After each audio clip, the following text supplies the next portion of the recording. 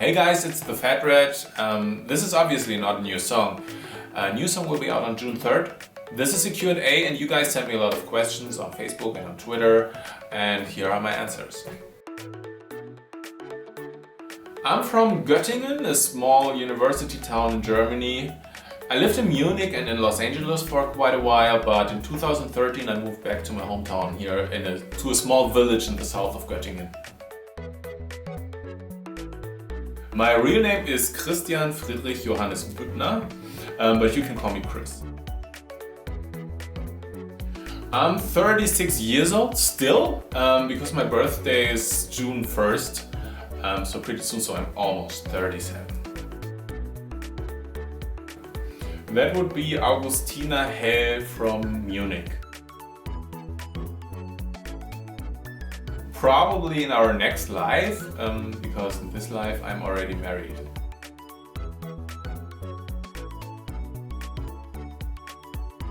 There is a story behind it. When I was at school, I was smaller than everybody else, like really short. And when you're so small and you're a boy, because you know boys fight, you easily get bullied. So I had two options. Either I could just avoid any conflict, or I could become really aggressive, which was what I did. And I started doing Kung Fu to defend myself.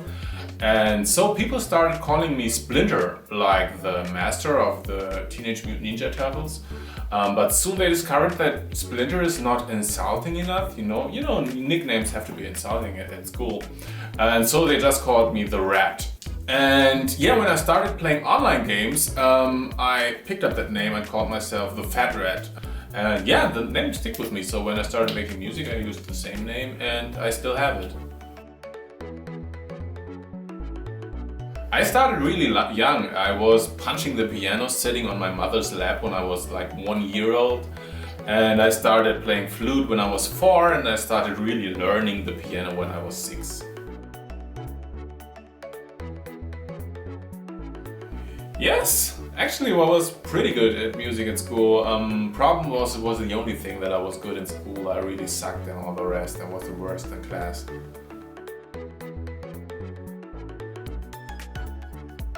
Originally, when I was 15 or 16 years old, I wanted to become a conductor. But soon I realized that it wasn't creative enough for me, because you only get to conduct music usually that other people already wrote. So I wasn't sure what to do. And when I think in 2001, a friend of mine had a magazine about music production. And so I decided to do that, and I spent all the money that I had saved to buy my first car. I spent all that money on studio equipment, because you couldn't just produce with software like you can do today. And yeah, that's how I started. I produced a lot of music already. I produced background music for television and radio, commercials, ringtones that were on the mobile phone when you bought them. And of course I produced for other artists. I worked with a lot of artists in the studio, and also ghost produced for some other DJs. Yeah, a lot of different stuff.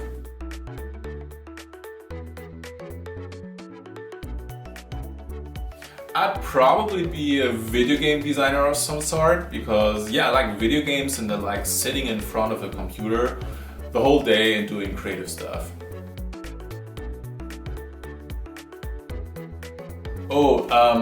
I played a show once with James Egbert, and he was on stage after me, so he already started and he had this build up, and I was getting my equipment off stage, and everybody was getting crazy and ready to jump, and right before the drop I accidentally unplugged his player or whatever, so everything went quiet, and everybody saw that I was doing that, a few hundred people, and that was quite embarrassing. I'd say 50-50, and pretty extreme, like 50% quite happy and 50% more depressive. Sometimes, yes. I mean, sometimes I'm really focused on making music and I don't play for a few weeks. But right now I love Warhammer Total War. It's really fun. I like to do sports, go to the gym, running, Like I mentioned already, I like video games, and of course I love spending time with my family, with my wife, with my little daughter. She's 15 months old now, and I play the piano. I sometimes write little piano pieces. Yeah, that's what I do besides making music. I do make more music. I was on holiday once and there was a girl standing next to the swimming pool and she was like, "Oh, I lost my sunglasses in the swimming pool." And I was like, I was drunk, really drunk, and I was like, "Yeah, I'm gonna rescue them." And I jumped into the pool and the pool was only that deep and I hit my chin against the bottom of the pool. And I mean, you can easily break your neck or you can die doing that. Yeah, that was pretty stupid. I mean, I survived and I found the glasses. But I was all covered in blood, with my own blood, and yeah, the girl was slightly disgusted when I gave her back her glasses. I usually start by spinning around a lot of ideas, and that can take pretty long. Like for weeks, I just try different stuff until I find something that I really like, and it can be a melody, drum grooves, just a sound, some chord progression, and then I try and add more stuff that I like until I end up with a song that I like. Right here in my studio at home, I know I posted a photo recently with a laptop and said, "Hey, this is my studio," as a response to deadmau5's Super Crazy Studio. And yeah, I produced on that laptop for many years, also as TheFatRat. But when I moved back to Germany, I got myself a PC, and basically in my studio it's a PC with a bit bigger speakers, and that's it. Like, I have no output equipment except this shitty keyboard here. Yeah, and that's where I produce. I use Ableton Live. I think you can make great music with every software, with every DAW, but I chose Ableton because I like the usability of it. Pretty much the usual suspects, silent a lot, sometimes massive. I really like Omnisphere for organic sounds, and for orchestra I use East-West Quantum Leap Symphonic Orchestra. That's, for example, the orchestra that I used on Monody and Xenogenesis. I just enjoy the process of making music. Not always, I mean sometimes it's really hard, but when I love a song, which I often do, there's no feeling that I could compare to that. Like, it's just pure pleasure and happiness. And I sit here and it lasts for so long. I mean, it's like 8 hours in a row. I'm just like smiling all over my face, having goosebumps and going crazy. And yeah, that's what drives me. That usually changes because it's usually the song that's gonna be released next. Because I'm really excited when I finish the song. And yeah, that's like it's now. The song that comes out on June 3rd is currently my favorite song. That would be Monody, because it took so much effort to finish it.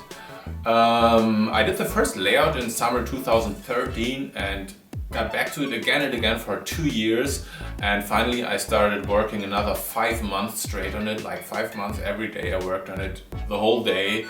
And at that time I was literally crying myself to sleep, because I knew it was there, I knew it could be great, but it wasn't there exactly. And I also did all the orchestra arrangements, recorded a lot of instruments, and yeah, it was the most effort and it turned out pretty well. So that's the song so far that I'm most proud of.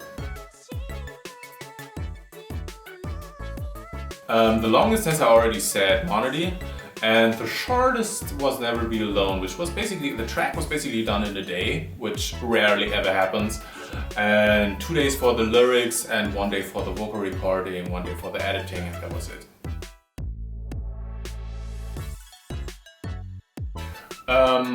I was doing mostly remixes, and I wanted to switch to doing original songs, and that took me some time to develop my own style for my original songs. So I was all the time I was producing music, I was really working, I was just not releasing it because it just wasn't there yet.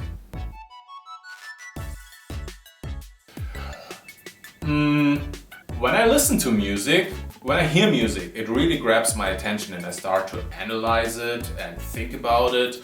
So I cannot listen to music on the side. So I usually, when I'm in a car, I can't listen to music. And even when I play video games, I usually turn the music off that's in the video game. But sometimes I just sit in the studio and enjoy music. And for example, this guy called Divio or Divio, I think, I don't know how to pronounce his name. Check him out on SoundCloud. He has amazing, crazy songs. It's hard often because when you work on a song for 2 months and you try to get it there, it's not always easy, but it's fun because it gets better and better, and I love making music. So it's hard, but it's fun. Yeah, definitely. I mean, in time-lapse, there's clearly this inspiration from Yoshi in Super Mario World. And I played a lot of video games as a kid, and that definitely inspires me a lot still today. No, we never met in person, and we had just one phone call so far, and that phone call happened, I think, 4 weeks after the release of The Calling. Before that, we only had contact through email. Yeah, so I never even saw her on Skype or something like that. So no, she's not my girlfriend. I was searching for a vocalist for Monody. I already had 4 vocal recording sessions with great singers, but they didn't quite fit on Monody. And then I heard Laura on SoundCloud and I thought, hey, that might be the right voice for Monody. And so I just emailed her and she said yes, and that's how it started.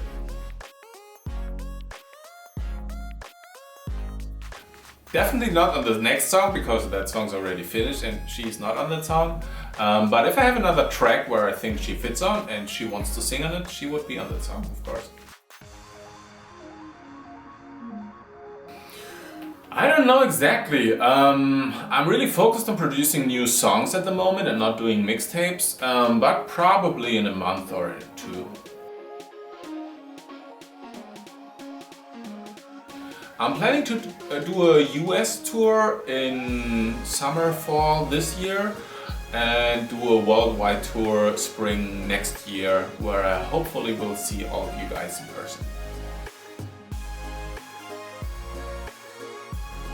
Not at the moment because I really want to focus on my own music. And it's a huge responsibility when you do a label because other artists put a lot of effort into their songs, and if you release those songs, yeah, it's a huge responsibility. And right now I want to focus on making my own music.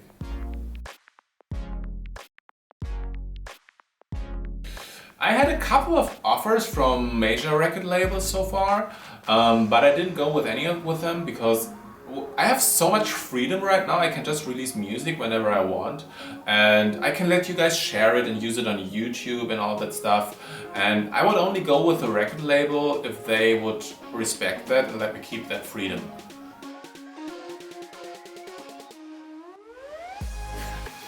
I'm in the process of making a couple of collaborations at the moment, but I don't want to talk about them already because you never know if they get finished and I don't want to disappoint you guys.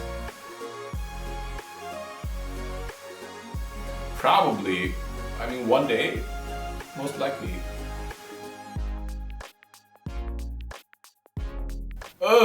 I don't know. Because it's not like I have a plan when I make music and have everything figured out and just follow that plan. It's more like a creative chaos where something erupts out of it at some point and I don't know what it's gonna be. Yeah, but there's one track that's currently in the making that I'm definitely want to release, probably after the next song, and that's Glitch Hop, really happy Glitch Hop. But after that, I don't know. I think the most important thing is that you know why you make music, and you should do it because you love it. Because if you don't love it, if you do it to get rich or famous, you're probably never gonna be rich or famous because you don't like it. But if you like it, you make music, you love it, and you've already won. June 3rd, which is a premiere for me, the song, because it's the first time that I sing on a song, so I'm a bit nervous how you guys are gonna like it. I think it's cool, but you're gonna be the judge. And yeah, that was it for the Q&A. I hope you guys enjoyed that as well. And thank you very much for watching. June 3rd, next song. Bye.